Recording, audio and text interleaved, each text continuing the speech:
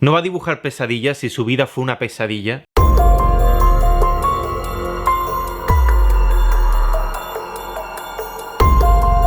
Hola, soy Antonio García Villarán y en este vídeo te voy a hablar del gran Alfred Kubin. Es uno de mis ilustradores favoritos porque hace algo que muy pocos pueden hacer y es dibujar el subconsciente, dibujar los miedos, dar forma a la pesadilla, a nuestra parte más oscura, más grotesca.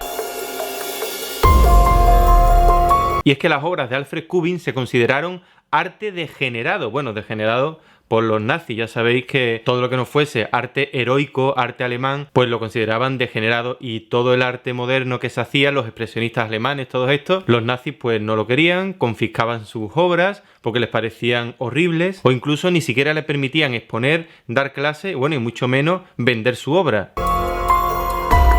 Dentro de esos artistas de arte degenerado se encontraba Alfred Kubin, que no me extraña que dibujase esas cosas, porque desde niño su vida fue una auténtica pesadilla. Bueno, su madre murió cuando él era pequeño, eso fue algo que lo marcó mucho, e incluso él intentó suicidarse en la tumba de su madre, porque su padre le daba palizas.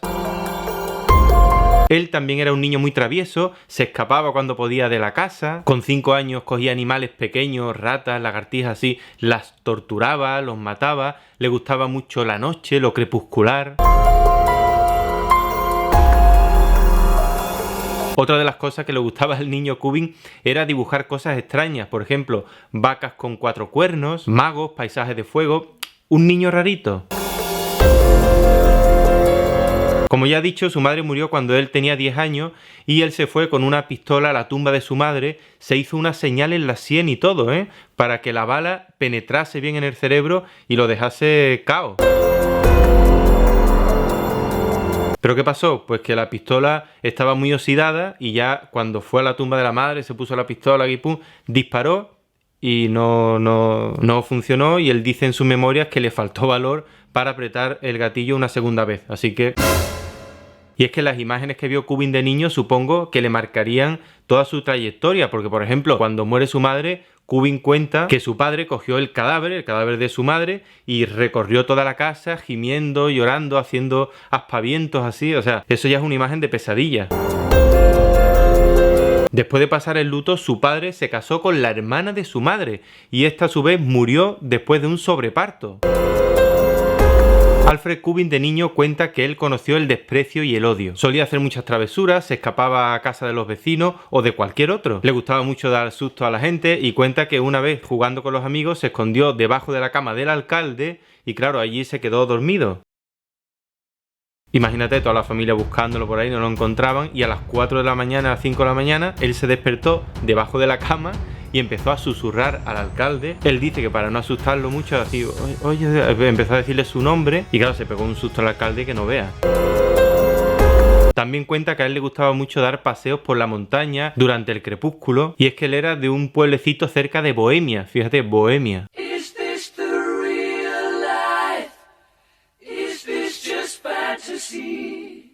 Hay mucho mito en torno a Kubin, pero sí es verdad que él cuenta siempre que tenía visiones. Incluso él se incorporó al ejército austríaco y pasó una etapa casi de delirio porque lo tuvieron que internar. Entre convulsiones él pensaba que era un príncipe borbónico que vivía en la isla de Borneo. Y claro, estuvo 3 meses en el hospital, después otro mes descansando porque le entraban temblores. Pues todas esas visiones son las que pone Kubin en sus dibujos.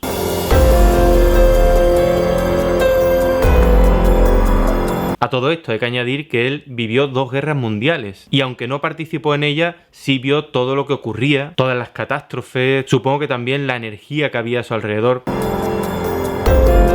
Pero Kubin estudió arte, o sea, su padre lo envió cuando él tenía 21 años a la Academia de Múnich, y pasó por varias academias también, hasta que descubre las obras de Klinger, y claro, se le abrió otro mundo. Él quería ser Klinger o quería hacer cosas similares a él.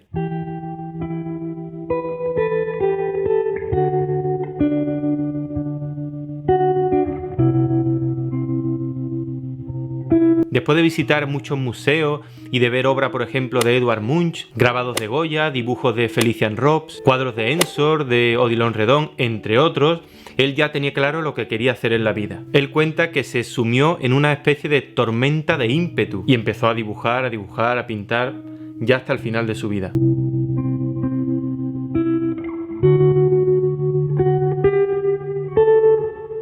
Es muy interesante también saber qué ocurrió en su primera exposición, que la tuvo en Berlín, y claro, al exponer todos estos dibujos tan extraños, tan fantasmagóricos, por una parte le gustó a muchos amigos, pero por otra las críticas decían que eso era la cámara de los horrores.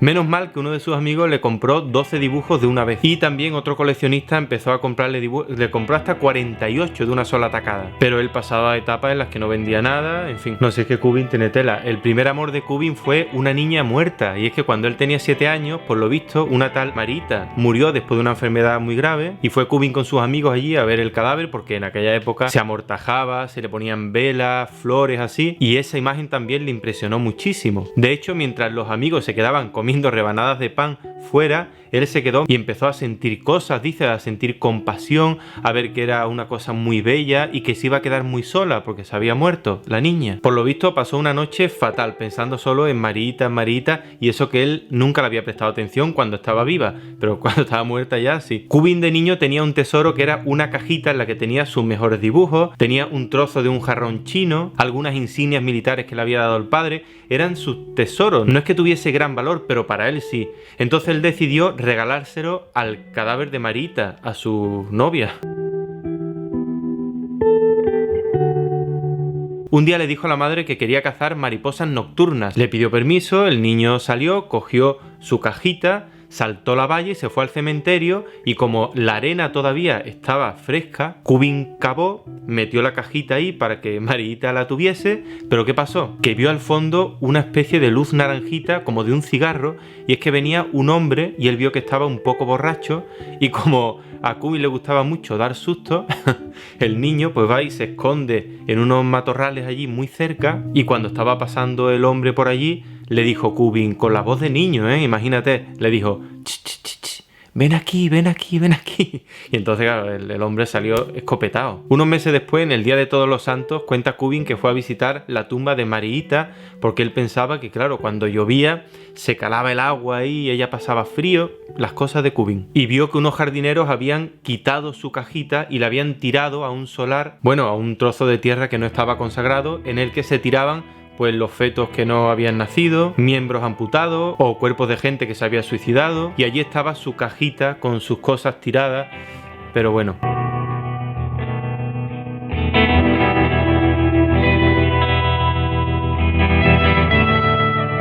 Yo creo que todas estas cosas inspiran muchísimo, al menos te da herramientas para hacer unos dibujos como los que hacía Kubin.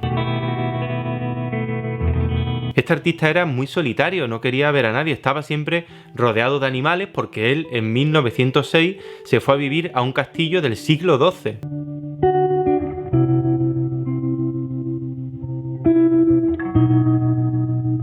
Y allí tenía animales de todo tipo, tenía ciervos, tenía gallinas, tenía árboles frutales y vivía aislado del mundo. Llegó a tener hasta monos, bueno, tuvo 2 monos, Tip y Giovanni.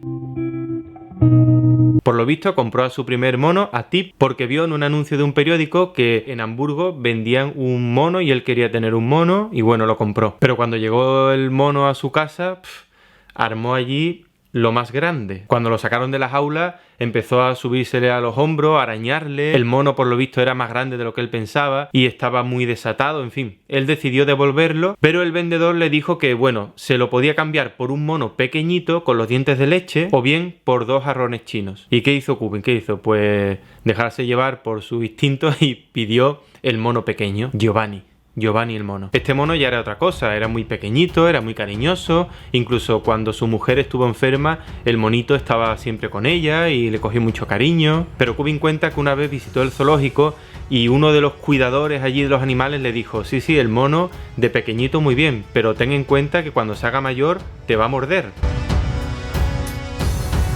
Y efectivamente el mono, conforme crecía, se iba haciendo más agresivo. Cuando lo bañaban, por ejemplo, era muy complicado porque no le gustaba y empezaba a arañar también, a escaparse así, y él lo tenía que coger del cuello, en fin. Un día que Cubin estaba solo en la casa y tenía que bañar al mono, pues lo cogió por el cuello porque lo tenía que coger por ahí, empezó a bañarlo, el mono empezaba a gritar, empezaba así, y cuando fue a secarlo con la toalla, por lo visto, se le escapó de la toalla o así, él se puso nervioso, pensaba que el mono se le iba a abalanzar a su cara y le iba a morder la nariz así, y cogió un leño que tenía cerca, ¡pum!, y le metió en la cabeza. Se lo cargó. Se lo cargó. Él dice en su memoria que se siente muy culpable porque él quería al mono, pero ¿era el mono o él? De hecho, él dibuja muchos monos en sus pesadillas también. Las obras de Cubin hablan por sí mismas y además tienen millones de significados, pero bueno, yo he seleccionado algunas que las voy a comentar brevemente porque me parecen fantásticas. Y por ejemplo, esta es la que aparece una boca gigantesca que parece como la boca del infierno y van todos en fila allí a meterse a que el bicho se los coma. Esto puede ser perfectamente el símbolo de la guerra o de cualquier otro peligro. O este que me fascina, que es de una mujer embarazada que parece una especie de bruja que va bailando y hay un montón de cabezas que la van siguiendo. Muy de pesadilla, muy de muerte. Este es atroz y además no me extraña que los surrealistas se inspirasen mucho en él. Parece una mujer embarazada pero hinchada con un montón de fetos. Parece que está debajo del agua y los fetos van subiendo hacia arriba. Estremecedor. A mí me gusta mucho pensar que eso no son fetos, eso pueden ser ideas, simbólicamente pueden ser muchísimas cosas que nos ocurren día a día. En fin, yo le doy otra lectura a las imágenes de Cubin. O este otro que habla por sí solo, el tiempo que va cortando la cabeza de la gente, es brutal. Y este, una mujer muy bien vestida con el sombrero de copa, así, y un caballito que parece un juguete, pero el juguete, ¿qué es lo que tiene debajo? Pues unas cuchillas que van cortando a los hombres. Puede ser un poco el símbolo de la alta sociedad comiéndose a los de la baja sociedad o desmembrándolos. El miedo al sexo, por ejemplo, este perro con ese pene erecto, la mujer desnuda en un rincón que no quiere ver eso que tiene delante, o este también donde se ve una mujer que simboliza la muerte, pienso, y le está tapando la cara a una persona moribunda también. Este de las ratas que también me gusta muchísimo, una casita muy pequeña y salen un montón de ratas con la sombra ahí abajo están saliendo. Además salen durante la noche, parece el miedo a lo nocturno, a lo desconocido. También este demonio que parece que está masturbándose y en vez de semen lo que sale son hombres, son personas. O sea, del demonio lo que salen son pues otros demonios que somos nosotros, la gente, las personas, el AMPA. Él tiene muchos dibujos así de gente que sale de debajo de la cama o sale de debajo de una mesa camilla. Son monstruos, o a lo mejor era él de niño cuando se escondía en los sitios. Este que es aterrador, como la cabeza recién cortada está mirando su propio cuerpo. O este, por ejemplo, del hombre mínimo saltando a la vagina como una especie de sometimiento sexual. O también estos dibujos en los que el detalle es fundamental.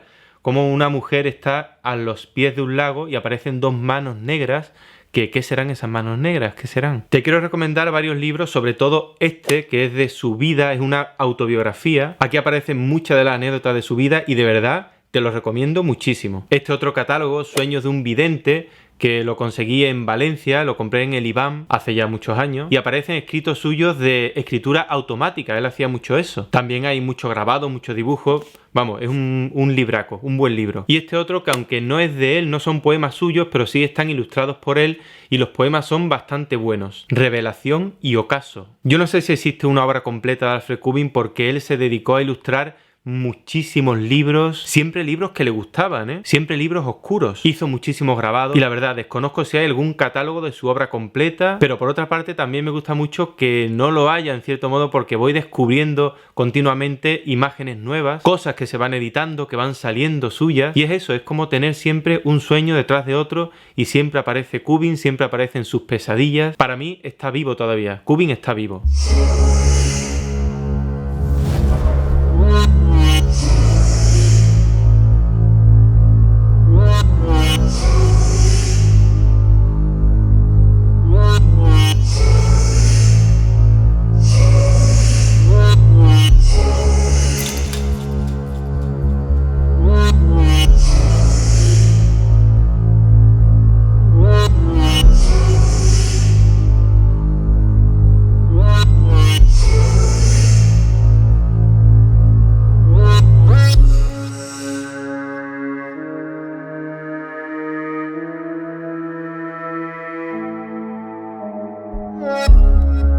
Espero que te haya gustado este vídeo, revienta el botón de like si quieres que siga haciendo este tipo de contenido, suscríbete si no lo has hecho todavía y nos vemos muy pronto.